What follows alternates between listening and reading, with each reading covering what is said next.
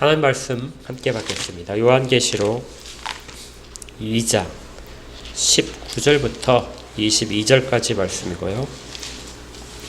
먼저 요한계시록 2장 19절부터 22절까지를 읽겠습니다. 다 찾으셨나요? 요한계시록 2장 19절부터 신약성경 400쪽입니다. 한 목소리로 같이 읽겠습니다. 시작. 내가 네 사업과 사랑과 믿음과 섬김과 인내를 아노니 내 나중 행위가 처음 것보다 많도다. 그러나 내게 책망할 일이 있노라. 자칭 선지자라 하는 여자 이세벨을 내가 용납함이니 그가 내 종들을 가르쳐 꿰어 행음하게 하고 우상의 제물을 먹게 하는도다. 또 내가 그에게 회개할 기회를 주었을 때 자기의 음행을 회개하고자 하지 아니하는도다. 볼지어다 내가 그를 침상에 던질 터이요 또 그와 더불어 간음하는 자들도 만일 그의 행위를 회개하지 아니하면 큰 환난 가운데 던지고. 21장으로 가겠습니다. 21장입니다. 1절부터 5절까지의 말씀입니다. 찾으셨으면 한 목소리로 읽겠습니다. 시작. 또 내가 새 하늘과 새 땅을 보니 처음 하늘과 처음 땅이 없어졌고 바다도 다시 있지 않더라. 또 내가 보매 거룩한 성 새 예루살렘이 하나님께로부터 하늘에서 내려오니 그 준비한 것이 신부가 남편을 위하여 단장한 것 같더라.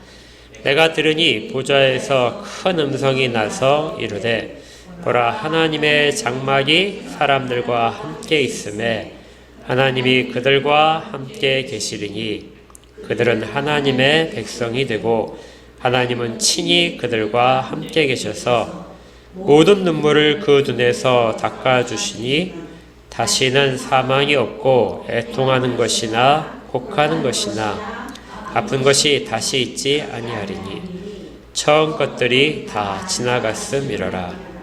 보좌에 앉으신 이가 이르시되 보라 내가 만물을 새롭게 하노라 하시고 또 이르시되 이 말은 신실하고 참되니 기록하라 하시고. 아멘.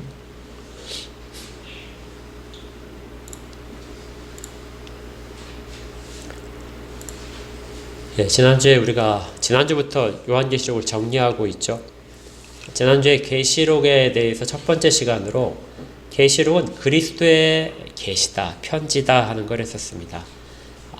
제일 중요한 말은 계시록을 보실 때 가장 중요한 말은 세상에 닥칠 어떤 종말의 현상들이 아니라 그리스도 자체입니다.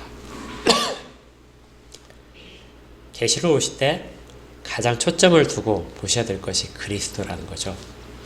그래서 그리스도가 어떤 분이고 왜 그분이 왜 교회에 편지를 하고 그리고 편지를 받는 교회들은 어떤 상황이고 그리고 편지를 통해서 그리스도가 전해주고자 하는 내용은 무엇이고 이런 것들을 중점적으로 다 그리스도로부터 시작을 해야 됩니다. 이것을 우리가 지난번에 본 것이 첫 번째 환상이 여러 환상이 나오는데 그 첫 번째 환상이 그리스도에 대한 환상이라고 그랬죠. 여러 환상들 중에서 요한에게 처음 보여주신 환상은 그리스도입니다. 그리고 그리스도가 교회를 붙잡고 계신다. 계시록의 7교회가 이 편지를 받고 있는데 그 편지를 받고 있는 교회들을 주님께서 붙잡고 계신다 하는 것이 첫 번째 환상이었습니다. 당시에 그 교회들의 상황은 매우 어려운 시기로 접어들고 있었습니다. 교회들은 상당히 부흥을 했어요. 처음에 바울이 그곳에서 복음을 전할 때보다도 훨씬 더 많은 교회들이 있었고 성도들도 늘어났습니다. 그들의 열심도 훨씬 많아졌어요. 7교회에 편지하라고 했지만 사실은 더 많은 교회들이 있었고 7교회는 그 대표적인 교회들입니다. 바울의 시대가 가고 남아있는 사도인 요한이 그 모든 지역의 교회들을 감독하고 있었다고 생각이 됩니다. 그런데 지금 그 교회들의 주님께서 편지를 하시는 거예요. 다른 어떤 교회에 편지를 하신 적도 없었는데 유독 이 교회에 편지를 보내시고 이것이 마지막 편지입니다. 그래서 이런 생각이 들었어요. 마치 바울이 고린도 교회에 편지를 2번이나 보냈잖아요. 실제로 4번 정도 보낸 것으로 되어 있는데 남아있는 편지는 2가지뿐입니다. 바울이 고린도 교회를 세우고 나서 그 지역을 떠났어요. 떠났는데 멀리 떠나서 다른 지역에서 사역을 하다 보니까 고린도 교회가 매우 어수선해졌다. 저마다 자기가 옳다고 주장하는 사람들이 많이 왔었고 또 많은 죄들을 거룩함에서부터 멀어지게 하는 죄들을 범하고 있었다. 그래서 바울이 편지를 쓰죠. 너희들이 처음에 받았던 것들을 왜 다 놓치고 지금 그렇게 하고 있느냐. 그리고 이 편지를 받고 고린도 지역의 교회들이 회개를 하고 돌아서게 됩니다. 근데 동일한 것이 지금 주님이 마지막 때에 교회들에게 7교회들에게 요한을 통해서 편지를 보내시는 거예요. 교회가 세워진 지 불과 50년인데요. 50년 동안에 많은 일이 벌어졌고 그들의 처음 신앙들이 많이 희석해졌습니다. 그래서 주님이 다시 편지를 보내셔서 그들을 일깨우시는 것입니다. 그래서 우리가 이 계시록을 읽게 되면 이 땅의 지금 현재의 교회들에게도 보내는 편지임을 바로 알 수 있습니다. 모든 교회들은 주님이 세우신 교회고 그곳에서 주님의 사랑을 받고 있습니다. 그런데 시간이 지나면 변합니다. 사도들의 가르침을 받은 교회들도 50년이 지나지 않아서 변했는데 우리들은 오직할까요? 그래서 계시록은 지금 우리에게 들려주시는 주님의 편지입니다. 여기서 이제 우리가 오늘 살펴보려는 내용은 그럼 과연 우리가 누구길래 교회가 무엇이길래 주님은 내버려 두시지 않고 그들에게 편지를 보내서 다시금 깨우쳐 주시는가. 그래서 제목이 그리스도의 교회이고 더 정확하게는 그리스도께서 보고 계시는 교회입니다. 그리스도의 심중에 있는 교회, 그것이 오늘의 내용이 됩니다. 자, 이 부분을 좀 자세히 알기 위해서는 부득이하게 약간 서론이 좀 길게 있어야 됩니다. 교회의 시작은 어디일까요? 교회의 시작은 사도행전부터일까요? 성경적으로 자세히 살펴보게 되면 구약에도 교회에 해당하는 이름들이 있었습니다. 기억나시는 이름이 뭐가 있죠? 구약에서 교회에 해당하는 이름이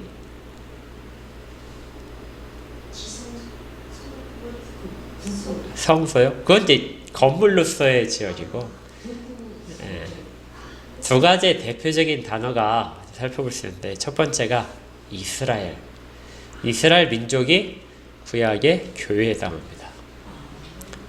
그리고 조금 더 형식적이 된 것이 이제 예루살렘이라는, 예루살렘이 교회에 대한 그 또 다른 이미지를 가진 단어입니다. 그러니까 구약에서 여러분들이 읽어보시다가 이스라엘과 예루살렘이란 단어들이 교회에 해당하는 내용이구나 하는 것을 잘 기억하시고 살펴보시면은 교회에 대해서 좀 더 알 수 있습니다. 그러니까 교회는 역사성이 있는 거죠. 이 구약교회의 시작을 우리가 보통 어디로 잡냐면 어떤 분들은 이제 아브라함에게 약속하신 그 약속부터 잡기도 하지만 명백하게 드러난 것은 출애굽기입니다. 출애굽기에 하나님께서 이스라엘 백성들을 애굽에서부터 홍해를 건너서 끌어내시죠. 그리고 시내산까지 인도하셨습니다. 그 시내산의 앞에서 이스라엘 백성들을 머물게 하시고 이렇게 선언을 하세요. 출애굽기 19장 5절과 6절인데요. 자, 여기 화면에 말씀이 떠 있을 텐데 한번 같이 읽겠습니다. 시작.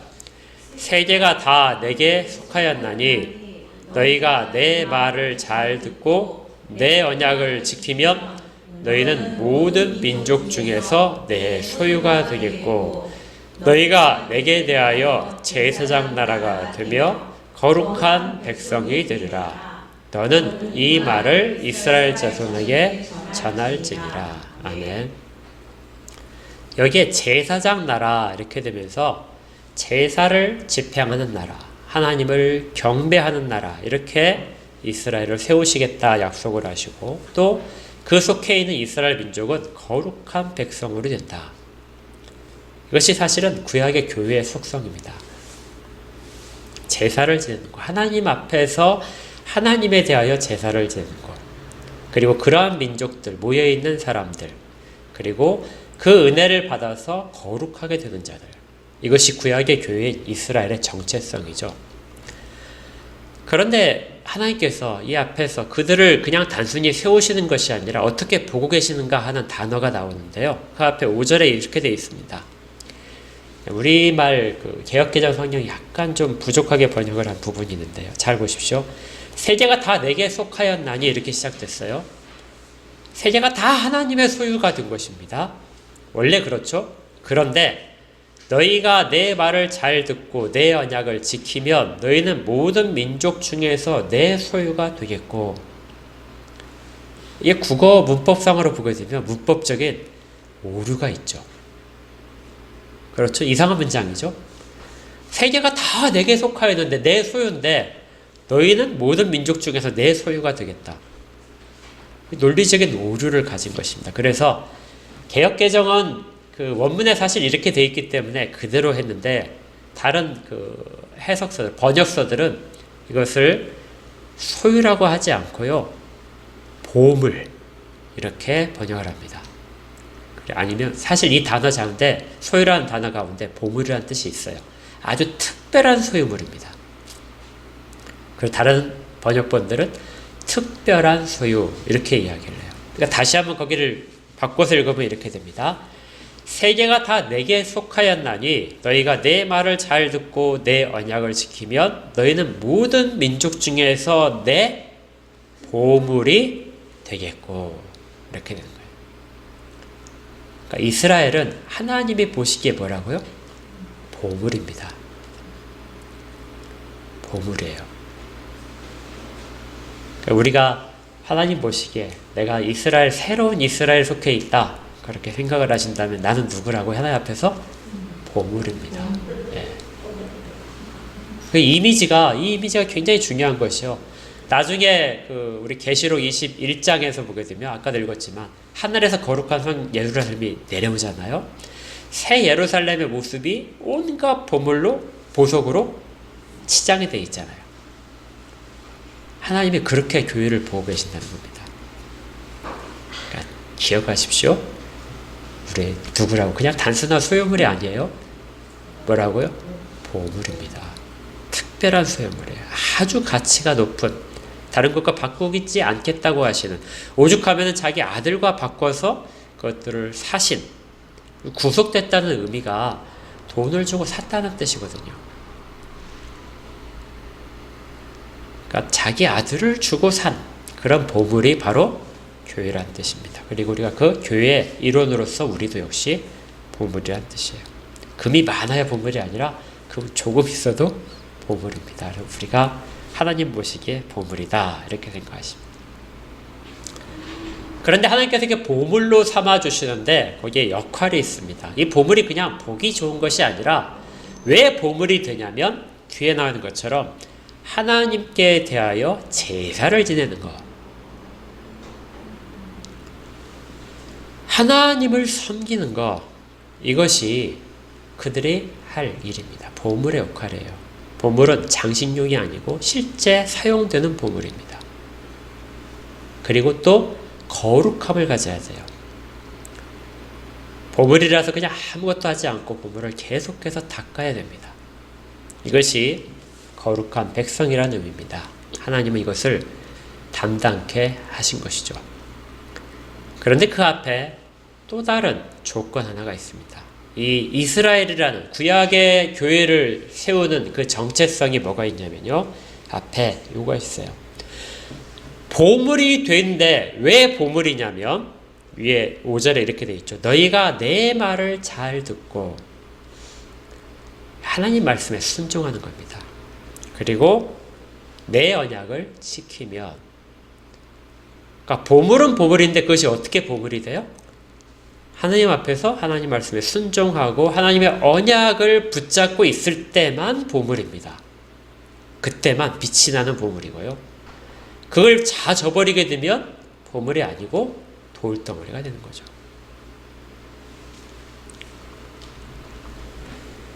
이것이 하나님께서 일방적으로 그들을 부르시고 그들에게 당부하시고 먼저 보물로 삼아주시고 세우신 교회입니다. 그래서 이스라엘이 교회고요. 그 이스라엘은 분명히 야곱의 다름이 이름입니다. 그래서 야곱의 12아들을 12지파를 통해서 이스라엘 공동체가 성립이 되죠. 두 번째, 이 구약에서 교회를 나타내는 말이 예루살렘인데요. 예루살렘은 하나님의 성전이 있고 제사가 집행되는 곳입니다. 그리고 모든 자들이 하나님의 말씀을 듣기 위해서 찾아가는 곳이에요. 그러니까 말씀과 제사가 있고 모든 백성의 죄가 씻어주는 곳이 예루살렘입니다. 그래서 이스라엘과 예루살렘은 떨어질 수가 없어요. 이 예루살렘을 세운 사람이 다윗입니다. 그래서 예루살렘은 다른 말로 다윗성이라고 그래요. 하나님은 그 성을 약속대로 오랫동안 지키셨습니다. 아무리 주변 국가가 강대하더라도 무슨 제국이 쳐들어온다 할지라도 예루살렘만큼은 하나님께서 지켜주셨어요.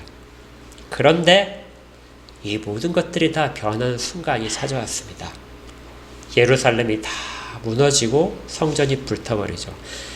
이스라엘 백성, 그 보물 같은 백성들이 다 뿔뿔이 끌려서 먼 아수르와 바벨론으로 끌려가게 됩니다. 그러니까 그들이 약탈해 간 것은 성전에 있는 보물뿐만이 아니라 하나님의 보물들을 약탈해 간 거예요. 그래서 다 흩어놨습니다. 자기들의 창고에 두고 자기들이 마음껏 사용하게 되죠. 왜 이런 일이 발생을 했을까요? 선지자들이 경고한 바와 같이 그들은 하나님의 말씀을 듣지 않았기 때문입니다. 아까 출애굽기 19장 5절에서 내 말을 잘 듣고 내 언약을 지키면 이렇게 했잖아요. 그런데 하나님 말씀에 순종하지 않고 하나님의 언약을 버렸습니다. 그러자 그 보물이 돌멩이로 바뀐 거예요. 그래서 다 뿔뿔이 흩어지게 됩니다.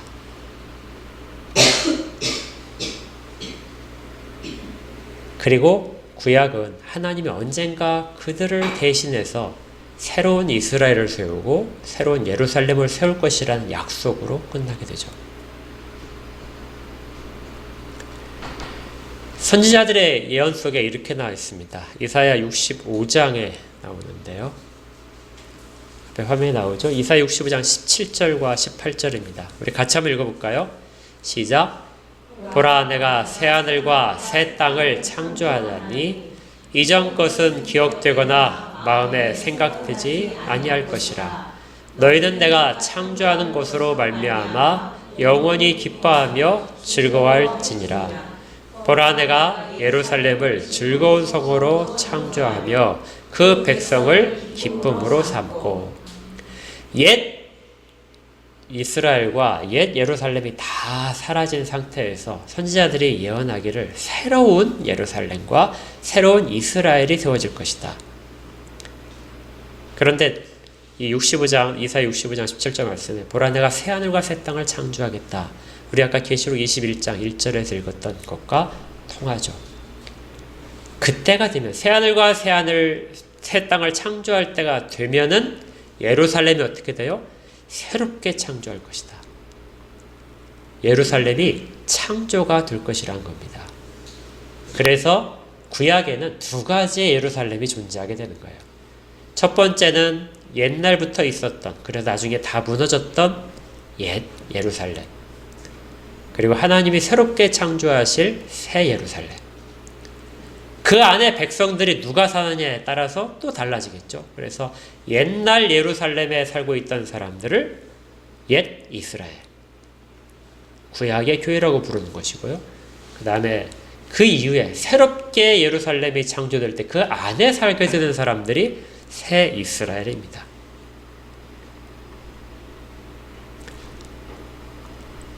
자, 그런데 이걸 하시면서 하나님께서 이 선지자를 통해서 이런 약속을 반드시 하시게 돼요. 이렇게 되어 있습니다. 제가 읽을게요. 이사야 65장 계속되는 구절인데요. 8절에 여호와께서 이와 같이 말씀하시되 포도송이에는 즙이 있으므로 사람들이 말하기를 그것을 상하지 말라. 거기 복이 있느니라 하나니 나도 내 종들 위하여 그와 같이 행하여 다 멸하지 아니하고. 그러니까 옛 이스라엘을 다 멸하진 않겠다. 계속해서 내가 야곱에게서 씨를 내며 유다에게서 나의 산들을 기업으로 얻을 자를 내리니 내가 택한 자가 이를 기업으로 얻을 것이요 나의 종들이 거기에 살 것이라. 새로운 예루살렘과 새로운 이스라엘에 대한 약속을 주시면서 그것이 이전의 옛 이스라엘과 완전히 별개로인 것이 아니라 그들 중에서 일부를 통해서 새 예루살렘과 새 이스라엘을 시작하겠다. 그런데 그 시작이 어디냐면 야곱에게서 있는 씨다. 그러니까 이스라엘 중에서 씨 하나를 가지고 새 이스라엘을 새로 시작하겠다는 것이죠. 새 예루살렘은 그가 세울 것입니다. 하나님이 모든 것들을 주실 때 그걸 다 받아서 새 예루살렘을 세울 자, 이분이 바로 메시아인 것입니다. 그러니까 이스라엘 백성들이 옛 이스라엘 백성과 옛 예루살렘이 다 사라진 상태에서, 다 뿔뿔이진 상태에서 선지자의 예언을 들으면서 꿈꾸기를, 그곳에 가서 메시아가 우리를 이끌어서 새로운 예루살렘을 지으시고 우리는 거기에 사는 새 이스라엘 백성이 될 것이다. 그리고 그곳이 가장 위대한 곳이 될 것이다. 이렇게 꿈꾸기 시작했죠. 여기에서 이제 아주 중요한 오해가 생깁니다. 포르기에서 그 힘들게 살았던 사람들이 이 약속을 들으면서 그 날만을 기다렸습니다. 돌아와서 예루살렘을 새로 짓고 성전을 새로 건설할 때. 그리고 마침내 70년 만에 돌아와서 그 성전과 성벽을 차례차례 지었습니다. 그리고 생각하기를 이곳이 새 예루살렘이고 우리가 예언에 나와 있던 새 이스라엘이다. 그러니까 새로운 교회다 하고 생각을 했던 거죠. 그런데 안타깝게도 어디에도 하나님의 영광이 나타나지 않았습니다. 그들이 메시아라고 생각했던 사람들은 메시아가 아닌 그냥 사람들이었죠. 사람 지도자들이었습니다. 그래서 메시아가 없기 때문에 아무리 손으로 무엇을 지은들 새로운 것이 될 수 없었습니다. 그들은 계속해서 메시아를 기다렸죠. 지금도 유대인들은 그렇습니다. 지금도 메시아가 오시면 자기들이 새로운 예루살렘을 건설하고 새로운 이스라엘 민족으로 나타날 것이다. 지금도 오해를 하고 있는 거죠. 자, 이제 우리 계시록으로 이제 돌아갈 겁니다. 그렇다면 계시록의 7교회는 새 이스라엘일까요? 우리는 새 이스라엘일까요? 새 이스라엘이라고 말을 하는 것은 옳은 것입니다. 그렇지만 정확하진 않습니다. 왜냐하면 아직 우리는 새 예루살렘에 살지 못하기 때문이죠. 우리는 새 예루살렘에, 새 이스라엘에 속한 자들임에도 불구하고 새 예루살렘에 살지 못합니다. 그래서 이 부분에서 우리가 다 지금 신약의 교회들이 다 새 이스라엘이다 말을 하게 되면 역시 우리는 이전에 구약의 교회의 사람들처럼 또 다른 오해를 하고 있는 것입니다. 아주 중요한 것이 꼭 있어야 이 오해를 피할 수 있습니다. 구약에서 그 새로운 이스라엘에 대해서 이렇게 에스겔 선지자가 예언한 게 있어요. 에스겔 36장인데요. 제가 읽어드리겠습니다.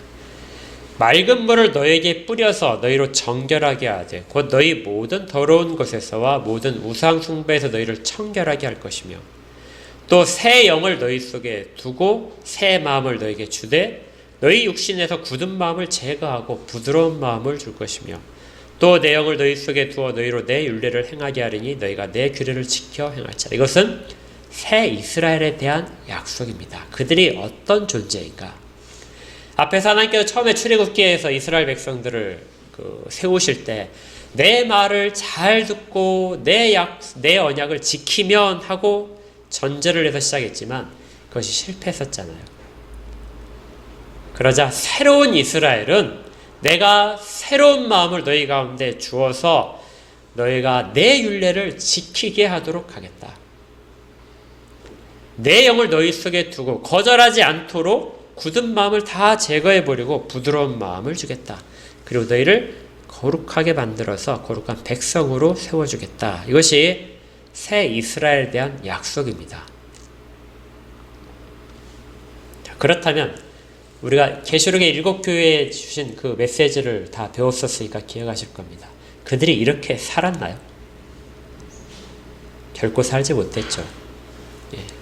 그들이 잘한 부분도 있지만 잘못한 부분도 있었습니다. 아주 심한 책망을 받는 교회도 있었어요. 그러니 새 이스라엘이라고 교회를 바로 연결시키는 것은 무리입니다. 우리가 다 새 이스라엘에 지금 다 속해 있다. 이렇게 말은 하지만 실제 우리의 모습이 어떤지는 잘 모르죠. 주님이 보시기에 어떤가가 중요합니다. 이런 오해들은 지금도 역시 많이 있어요. 그래서 교회만 출석하게 되면 새 이스라엘 백성이 되었다. 이렇게 하고 세례를 받으면 새 이스라엘 백성이 되고 어떤 그 믿음의 신앙 고백을 하게 되면 영접하면 새 이스라엘 백성이 되는 것으로 생각하는데요. 결코 그렇지 않습니다. 다 오해들입니다. 이런 오해가 왜 생기냐면은 관점을 잘못 잡고 있고 있기 때문에 그렇습니다. 우리가 우리를 안전하다고 생각하고 하나님의 보호 가운데 있다고 생각하면서 우리가 새 예루살렘이고 새 이스라엘이다 이렇게 말할 때는 이 땅의 관점으로 생각하게 되면 완전히 오해 가운데 빠지게 됩니다. 구약에서 하나님께서 이스라엘 백성에게 하셨듯이 우리에게도 하신다. 이스라엘 백성들이 우리의 전체적인 그 모델이 되어서 그것들이 우리 가운데 지금 여전히 연장되고 있다 이렇게 보게 되면 우리는 전혀 잘못 생각한 교회의 생각을 갖고 있는 거죠.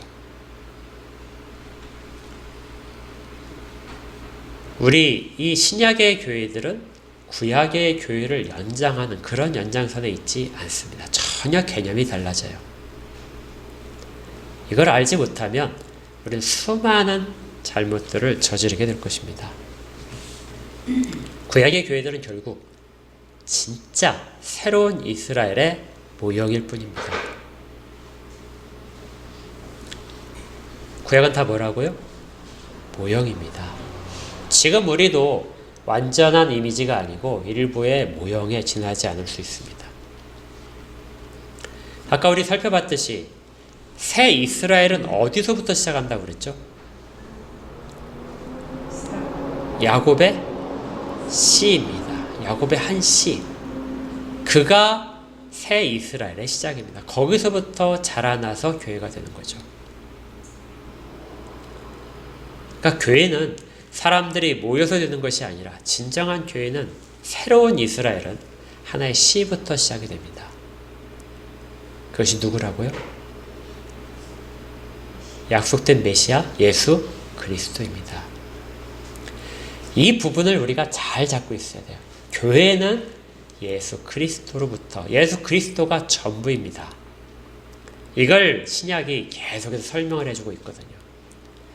이 내용을 설명하는 것이 마태복음이 가장 잘하고 있는데요. 마태복음에서 기억하실 겁니다. 예수님께서 처음에 태어나셔서 핍박을 받으시고 그 가족이 모두 다 애굽으로 일시적으로 피난을 가게 되죠. 기억나시죠?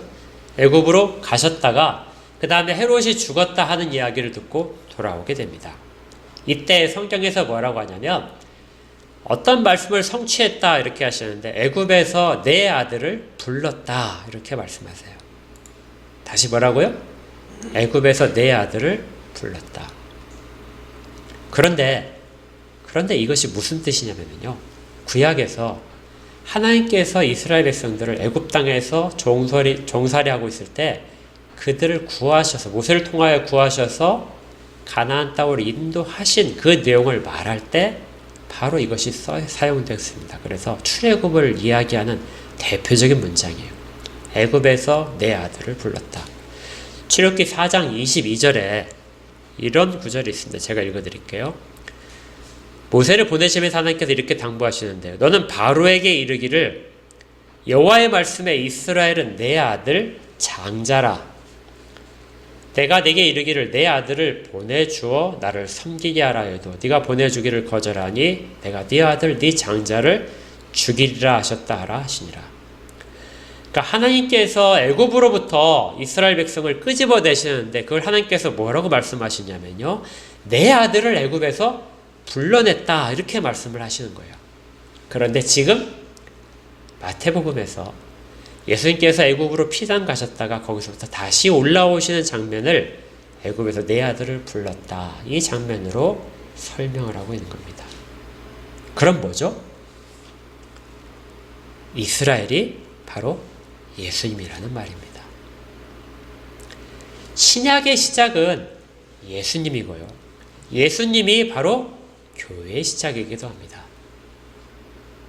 예수님이 출생하면서 교회가 이 땅 가운데 드러난 것이고, 그리고 애굽에서 불러내심으로써 그것들을 구약의 백성들에게 참다운 새 이스라엘은 예수님으로부터 시작된다는 것을 보여준 것입니다. 이 장면은 나중에 예수님께서 세례를 받으시는 장면에서도 두드러지게 나타납니다. 예수님께서 요단강에서 세례를 받고 올라오시자 하늘이 갈라지며 이렇게 하늘에서 음성이 있었습니다. 하늘에서 성령이 비둘기처럼 임하고 하나님의 음성이 들려서 이는 내 사랑하는 아들이다. 다시 한번 선포되기를 내 사랑하는 아들이다. 그리고 예수님께서 성령에 이끌려서 광야에 들어가서 시험을 받으시는데 이것이 마찬가지로 이스라엘 백성이 40년 동안 광야에서 시험받은 사건과 동일합니다. 예수님은 40일 동안 광야에서 시험 받으셨죠.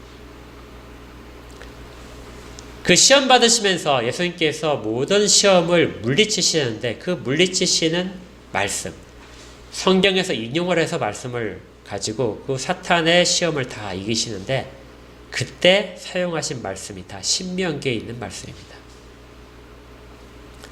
첫 번째 말씀만 한번 보게 되면 이렇게 돼요. 첫 번째, 사단이 굶주리 40일 동안 금식을 하신 예수님께 이 돌들을 명하여 떡이 되게 해서 먹으라, 이렇게 유혹을 하죠. 그때 예수님께서 말씀하신 것이 사람이 떡으로만 살 것이 아니요 오직 하나님의 입에서 나오는 말씀으로 산다, 이렇게 말씀하셨습니다. 들어보신 적 있죠? 사람이 떡으로만 살 것이 아니라 하나님의 입에서 나오는 모든 말씀으로 산다. 이 의미가 무엇이냐면요, 왜 떡과 하나님의 말씀이 비교가 되냐면요, 이스라엘 백성들이 광야에서, 옛 이스라엘 백성들이 광야에 나올 때 먹을 것이 떨어지자 하나님이 만나를 공급하셨습니다. 만나는 분명 떡 재료입니다. 그런데 그때 하나님이 제한 조건을 주세요. 하루치만 수확을 해라. 하루치만 거두어들이고 다음날 것은 그 다음날 가서 거두어라.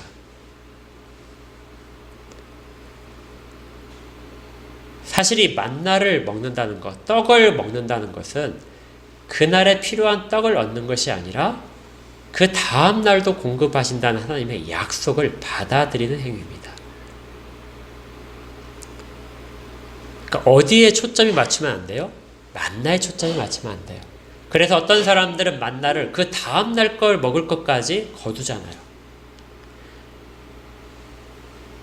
그리고 나서 그 다음날 거둘 것들이 그 다음날 보니까 다 상해서 벌레가 나오고 먹을 수 없게 되자 그때 후회를 하는 거 아닙니까? 그리고 하나님은 그걸 질책을 하시죠. 그들에게 공급되는 것은 만나지만 그들이 믿어야 될 것은 만나가 아니라 만나를 내일도 모레도 주시겠다는 하나님의 약속인 것입니다. 그래서 사람이 떡으로만 살 것이 아니라 오직 하나님의 입에서 나오는 말씀으로 산다. 이 말씀을 주님이 하신 것이죠. 구약의 백성들이 실패한 것은 만나를 얻기 위해서 하나님 앞에 나간 것이고 약속을 믿지 않은 것입니다. 사실 우리도 마찬가지예요. 교회가 타락하는 많은 순간들은 바로 이겁니다. 하나님이 만나를 주시겠다고 하자 만나를 얻기 위해서 하나님 앞에 가고 그 만나를 조금이라도 더 많이 얻기 위해서 우리의 어떤 행동들을 하는 것인데요. 그 문제는 하나님의 핵심은 내가 오늘도 내일도 너희들을 지키겠다. 그 약속을 너희들이 믿는 것이 만나를 먹는 행위라는 것입니다. 매일매일 하나님의 약속에 근거해서 사는 것이 실제로 이스라엘의 정체성인 것이죠. 내 말을 잘 듣고 내 약속을 굳게 지키면. 이렇게 주님은 옛 이스라엘이 실패했던 그 모든 것들을 다시 혼자 새 이스라엘로서, 새 교회로서 그것들을 다 지키셨습니다. 그리고 모든 시험을 마치시고 12제자를 부르시죠. 구약의 이스라엘의 12지파로 구성됐듯이 12제자를 부르셔서 새 이스라엘의 초석을 마련하십니다. 그 다음에 시내산에서 하나님이 율법을 선포하신 것처럼 주님께서 새로운 율법을 선포하신 것이 산상설교이기도 하고요. 이제 주님께서는 새로운 교회, 새 이스라엘을 시작하십니다. 본인이 새 이스라엘이고 그 새 이스라엘이라는 줄기에 전혀 관계없던 사람들을 접붙여서 자기의 생명으로 자라게 하심으로써 교회가 자라게 하신 것이죠. 그래서 성경에서 아주 유명한 표현이 예수님께서 나는 참 포도나무요 너희는 가지이니 이렇게 얘기했죠. 그 가지가 접붙여서 가지가 되는 것입니다.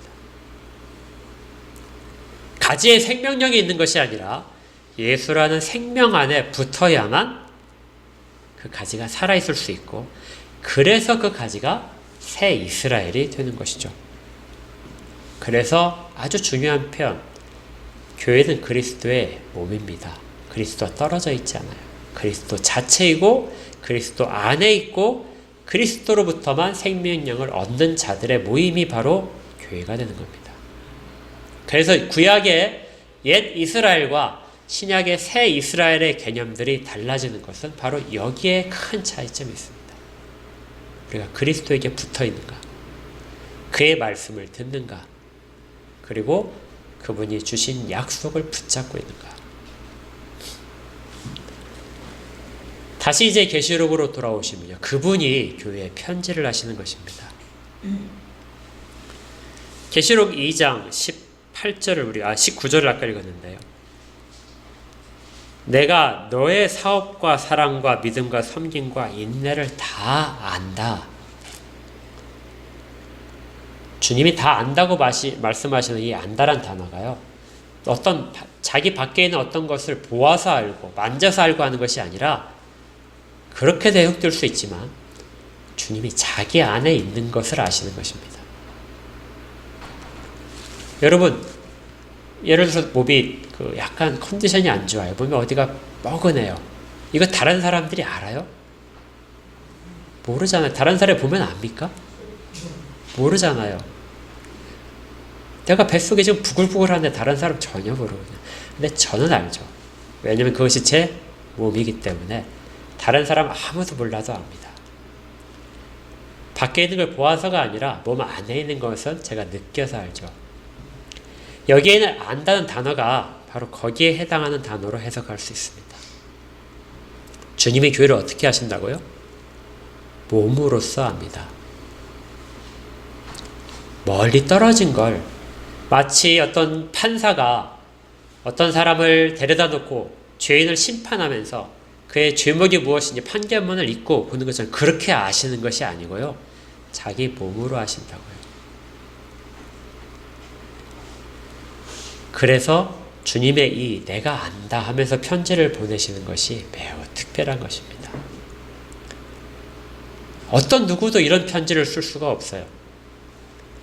우리는 다른 사람에 대해서 편지를 쓰더라도 나에 대한 편지가 아니기 때문에 다른 사람에게 합니다. 제가 언젠가 한번 인용해 드렸던 적이 있는데요. 기억나실 거예요. 그 TV 프로그램에서 20살의 나한테 보낸 편지 기억나시죠? 예, 할머니들이 나와서 20살의 나에게 편지를 쓴다면 어떻게 쓸 것인가? 다른 사람에게 쓴 편지하고는 전혀 다르죠. 나니까. 그 내용이 얼마나 절실합니까? 그렇게 하지 말아라. 그때 그걸 선택하면 안 돼. 그때 그 힘든 일을 조금 더 견뎌야 돼. 이렇게 자기한테 편지를 보내는 거. 근데 주님이 그렇게 편지를 하시는 거예요. 주님의 몸이기 때문에 그 몸이 제 기능을 못하는 것이 주님은 너무나 안타까우신 것입니다. 그래서 그들을 두고 볼 수가 없어서 주님이 지금 마지막 때 마지막 편지를 쓰고 계시는 것이에요. 가만히 내버려 두면 자연적으로 사람들은 나태해지고 하나님으로부터 멀어지게 됩니다. 이스라엘 백성이 타락한 것이, 그들이 하나님부터 멀어진 것이 사실은 자연스러운 자연인의 모습이에요. 이 세상 가운데 사는 모든 사람들은 다 그렇게 됩니다. 그러면서도 생각하기를 우리가 잘하고 있다 생각을 하게 돼요. 다시 이사야서로 잠깐 갔다 오게 되면, 이사야가 예언을 할 때 너희가 옛 이스라엘이 다 망하고 새로운 이스라엘이 세워질 텐데 그 이유를 설명하는데 이렇게 설명을 한 부분이 있어요. 이사야 63장 3절인데요. 혹시 있나요 거기에? 없습니까? 자, 다 읽어볼게요. 제가 읽어드리겠습니다. 이사야 63장 3절에 소를 잡아 드리는 것은 살인함과 다름이 없고 어린 양으로 제사 드리는 것은 개의 목을 꺾음과 다름이 없이 하며 드리는 예물은 돼지의 피와 다름이 없이 하고 분향하는 것은 우상을 찬송한 것과 다름이 없이 행하는 그들은 자기의 길을 택하며 그들의 마음은 가증한 것을 기뻐한다. 이것이 이스라엘, 옛 이스라엘에 대해서 하나님이 최종적으로 선언하는 심판의 약속에 나타나는 것입니다. 그들은 뭐하고 있었냐면요, 정말 제사를 잘 드리고 있었어요. 소를 잡고 양을 잡고 향을 잘 만들고 피워서 계속해서 예물을 드리면서 제사를 지내고 있었는데, 거기에 대해서 하나님 뭐라고 하시냐면, 너희들이 소를 잡아서 드리는 것은 살인을 하는 것과 똑같이 하는 것이다. 살인을 하는 것이다. 양을 잡아서 드리는 것은 양이 아니라 개를 잡아서 드리는 것과 같다. 너희들이 분향하는 것, 향을 만들어서 향을 피우는 것들은 우상을 찬송하는 행위와 같다. 절대 그렇게 하지 않았거든요. 우리가 언제 그렇게 했습니까? 우리는 그렇게 절대 안 했거든요. 이스라엘 백성들이 변명할 텐데, 하나님이 너희들 가운데는 내 언약에 대한 약속이 하나도 없고 순종이 하나도 없다는 거죠. 뭐만 남았다고요? 형식만 남는다고요. 시간이 지나면 형식은 조금씩 더 정교해지고 구체화됩니다. 그리고 단단해져요. 그런데 그 안에 들어있는 내용은 사라집니다. 다른 것으로 다 대체가 돼요. 이것이 이 세상에 사는 모든 자들의 습성입니다. 우리 신앙도 마찬가지예요. 신앙도 처음에는 오로지 하나님으로만 가득 채워 생명을 맛보게 되면 생명으로만 우리가 찾아가게 되는데, 그런데 익숙해지면 형식들로 우리의 신앙을 채우게 되고 내가 그것을 형식을 지킴으로써 생명을 얻는 것이라고 생각을 하게 된다는 거죠. 지금 7교회도 그런 형식적인 모습으로 빠져들고 생명이 사라지기 시작했습니다. 그래서 주님이 편지를 보내면서 강조하시는 부분이 그거예요. 계시를 우리가 읽었던 부분에 잘 보시면요, 2장을 보십시오. 2장 22절에 뭘 하라고 재촉하시죠? 21절에도 그렇고 회개를 하라. 회개를 하라고 하는 것은 다시 처음으로 돌이키라는 말입니다. 그 회개가 없다면은 너희들은 그리스도에 붙어있는 자들이 아니다. 그래서 환난 가운데 던질 것이다. 마치 가지에 붙어있지 않는, 줄기에 붙어있지 않은 가지를 떼어서 다 불에 던지듯이 그렇게 던질 것이라는 약속입니다. 어떻게 하면요? 회개하지 않으면. 무엇에 대한 회개예요? 그들에게 주신 것들을 붙잡지 않는 것들에 대한 회개입니다. 7교회에 모두 다 책망이 나가는데요. 그 책망과 그 회개의 매운 가운데 주님께서 강조하시는 부분이 있습니다. 뭘 하시냐면, 뭘 하라면 회복하라는 것인데요. 너희들이 처음의 것들을 다 버렸다 하는 것이에요. 계시록 2장을 잠깐 보시면 2장 5절을 먼저 보십시오. 4절을 보시면 먼저 4절. 그러나 너를 책망할 것이 있나니, 몸으로서 책망을 하는 거예요. 책망할 것이 있나니 너의 뭐라고요? 처음 사랑을 버렸다. 처음에 무엇인가를 가지고 있었는데 그걸 버렸다는 것입니다. 그러니 5절에 어디서 떨어졌는지를 잘 생각해서 그걸 다시 찾아라. 처음에 하던 일들을 계속해라. 처음으로 돌아가는 것입니다.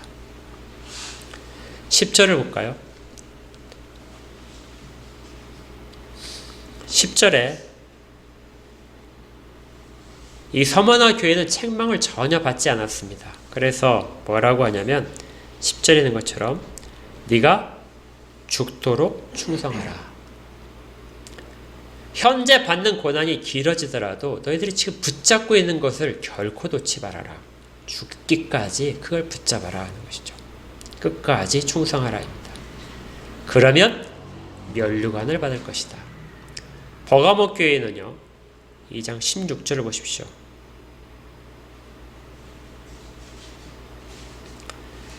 그러므로 회개하라.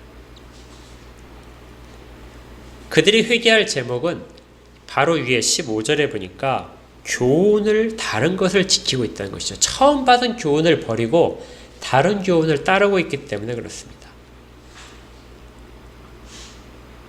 그 두아디라 교회에 대해서는 25절에 보십시오. 다만 너에게 있는 것을 내가 올 때까지 굳게 잡으라. 그들에게 없는 것을 새로 발견해서 쫓아가서 잡으라는 것이 아니라, 교회들은 모두가 다 하나님께서 이미 주신 것, 우리 주님께서 주신 것이 있고 그 주신 감동이 있고 그것을 붙잡고 잃지 않으라는 겁니다. 버리지 말아라. 그걸 버리는 순간 너희들은 다 휩쓸려서 세상 가운데서 하나가 된다. 그걸 회개하라는 것이죠. 또 빌라델피아 교회도, 사대 교회도 마찬가지입니다. 3장 3절을 보시면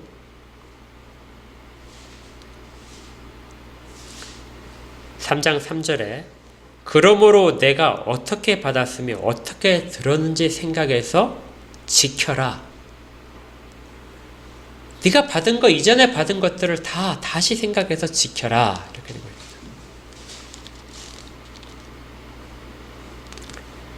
또 빌라델비아 교회 이야기는 10절을 보십시오. 네가 나의 인내의 말씀을 지켰은즉. 이 교회도 책망을 받지 않습니다. 근데 그들이 왜 책망을 받지 않냐면 뭐라고요? 나의 인내의 말씀을 뭐하고 있어요? 지키고 있습니다.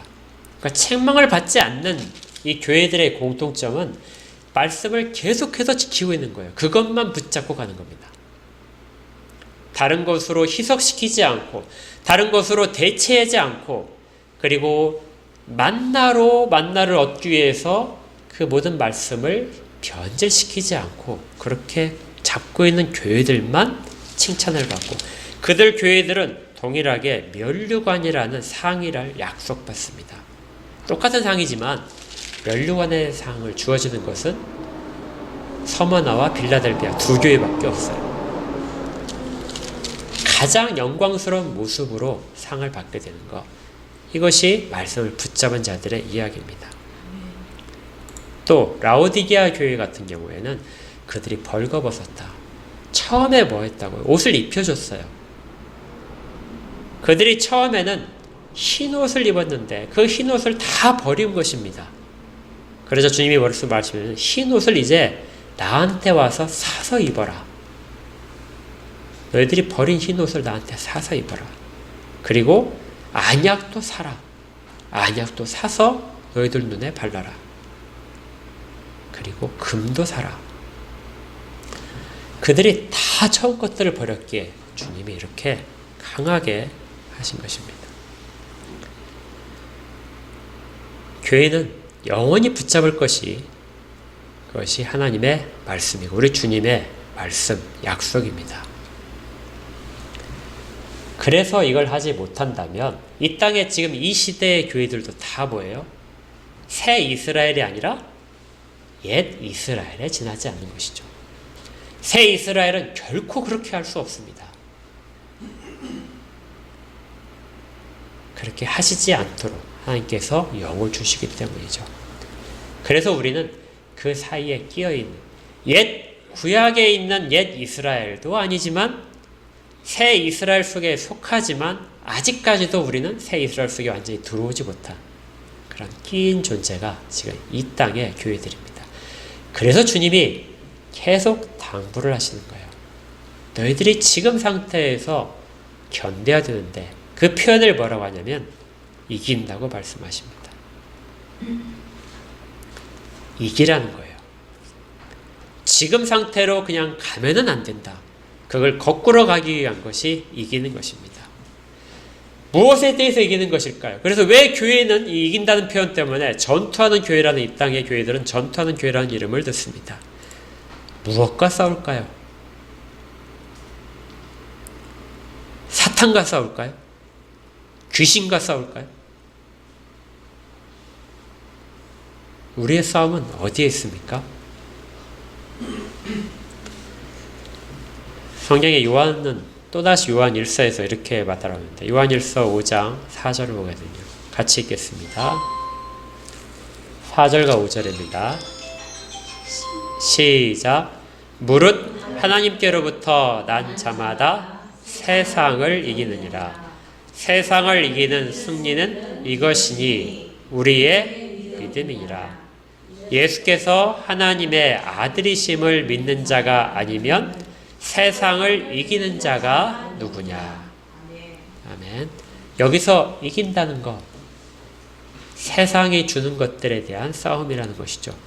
세상의 가치관에 대한 싸움이고 시대정신과의 싸움입니다. 이것들을 다 이길 수 있는 근원이 어디에서 오냐면 예수께서 하나님의 아들이심을 믿는 자. 하나님의 아들이 바로 예수라는 것. 아까 우리가 마태복음과 출애굽기를 연결시켜서 말한다면 예수 그리스도가 새로운 이스라엘이고 그 가운데 우리가 접붙여져서 그 가운데서 생명을 얻어서야만이 자라고 있다는 것. 이걸 믿게 되면 거기서 떨어지면 아무것도 아니라는 걸 믿는 자들이 세상을 이기는 자라는 겁니다. 만나의 맛이 취하고 만나를 먹어서 예수를 찾는 것이 아니라 예수의 입에서 나오는 그 말씀, 그 언약으로만 산다는 것을 알아야 그들이 세상을 이기는 것입니다. 이걸 하지 못하면 다 지는 자들입니다. 그러면 떨어져 나가게 되어 있습니다. 세상에서 우리가 흔히 말할 때 당신의 신앙이 정말 진짜입니까? 참됩니까? 하는 걸 때 두 가지 어떻게 드러나는 순간이 있다고 생각을 해요. 첫 번째는 여러분들 잘 아시겠지만 여러분들 목에 칼을 들이대고 아니면 사형장애를 끌고 가서 총뿌리를 들이대고 너 그래도 예수를 믿을래? 예수를 믿지 않겠다 하게 되면 살려주겠다. 이때 우리가 무엇을 선택할 것인가? 가능하시겠죠? 예. 네가 예수를 선택하게 되면 네의 모든 재산과 네 모든 가족과 다 압수당하고 네 생명도 없어질 것인데 예수를 믿지 않겠다고만 하면 아무것도 건드리지 않겠다. 그럴 때 그걸 선택할 수 있느냐? 이것이 우리의 신앙의 참되는 걸 증거하는 하나의 방편일 것입니다. 그런데 이것보다 사실은 더 어려운 게 있어요. 정말 신앙이 참되다는 것은 오래 간직하는 겁니다. 오랫동안 붙잡는 거예요. 처음에 그 신앙들을 끝까지 붙잡고 가는 것. 이것이 정말 어렵습니다. 역사 속에서 성공한 사람이 아무도 없어요. 그래서 모든 교회들은 다 스스로는 실패합니다. 그런데 유일하게 누가 성공을 해주셨죠? 우리 주님이, 예수님께서 처음부터 끝까지 다 성공을 해주셨습니다. 사실은 다 담당하셨어요. 우리의 죄뿐만이 아니라 우리가 해야 될 모든 일들에 대해서 다 담당하시고 보이셨습니다. 끝까지 순종하는 것. 모든 순간에서 순종하는 것. 이걸 지금 교회들에게 당부하시고 우리를 위해서도 당부하시는 것입니다. 그래서 주님은 편지를 통해서 내가 너희들을 지금 그렇게 보고 있는 거야. 너희들을 처음에 내가 다 나한테 접붙여서 자라게 했더니 지 마음대로 자라고 있는 거야. 자기 좋을 대로 생명을 생각하고 생명이 아니라 만나를 얻기 위해서 그것들을 붙잡고 가는 너희들이 그런 모습들로는 하나도 생명에 이룰 수 없어. 그러면 결국 말라버리게 되는 거야. 그래서 주님이 다시 한번 당부하시죠. 아직 새 이스라엘에 들어가지 못했지만 새 이스라엘로 잠정적으로 선언하시고 너희들이 진정한 모습을 끝까지 붙잡아야 된다. 그래서 이기는 자들이 됩니다. 아까 우리가 읽었던 계시록 21장으로 다시 가시면요. 21장 3절에 보니까 이렇게 돼요. 마지막 새 이스라엘은 어떤 존재냐면요.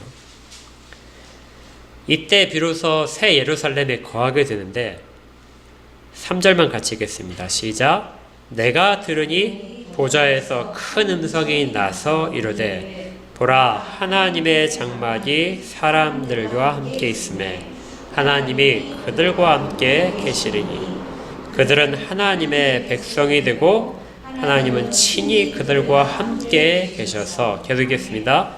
모든 눈물을 그 눈에서 닦아주시니 다시는 사망이 없고 애통하는 것이나 곡하는 것이나 아픈 것이 다시 있지 아니하리니 처음 것들이 다 있지 다시 나갔음이로라. 모든 것들이 새롭게 될 때 그때야 비로소 우리는 순전한 마음으로 주님 앞에 설 수 있습니다. 우리가 지금은 그렇지 못하지만 계시록의 7교회도 다 그랬어요. 지금 모든 현대의 교회도 그렇습니다. 그렇지만 반드시 새롭게 하시는 하나님께서 우리 주님께서 우리를 붙들고 계시기에 여기까지 갈 수 있다는 것. 우리는 그 길을 가는 도중에 있는 것입니다. 오로지 처음 받았던 신앙, 예수 외에는 다른 것이 아무것도 없다는 신앙, 그것이 계시록을 볼 때마다 우리가 발견해야 되는 교회와 각각의 성도들에게 주시는 말씀입니다. 다시 한번 우리의 이치를 주님의 시각으로 살펴보십시오. 그리고 주 앞에 회개할 것이 있다면 진정한 회개를 하시고 돌아서시기를 바랍니다. 그런 은혜가 우리에게 다 있기를 주의 이름으로 축복합니다. 함께 기도하겠습니다. 하나님, 예수 그리스도 외에는 어떤 것도 저희들에게 발을 디딜 만한 근거도 없고 저희들이 마실 수 있는 어떤 생명의 물도 예수 그리스도를 통하지 않고는 공급될 수 없음을 압니다.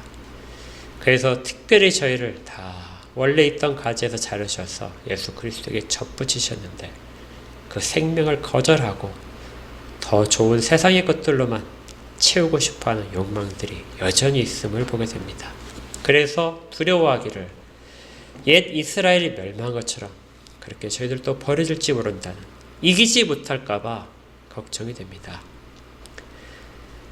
주님께서 저희를 그냥 버려두지 아니고 몸으로서 생각하시며 다시금 편지를 보내서 격려하고 계시오니 책망하실 것에 대해서 바르게 듣고 또 돌이킬 것에 대해서 바르게 다짐케 하여 주시며 앞으로 주께서 장차 하실 일에 저희들이 바르게 설 수 있도록 인도하여 주시옵소서. 오로지 하나님의 입에서 나오는 모든 말씀으로 산다는 귀한 고백들이 모든 사람에 다 있기를 소원합니다. 예수 그리스도 이름으로 기도합니다. 아멘.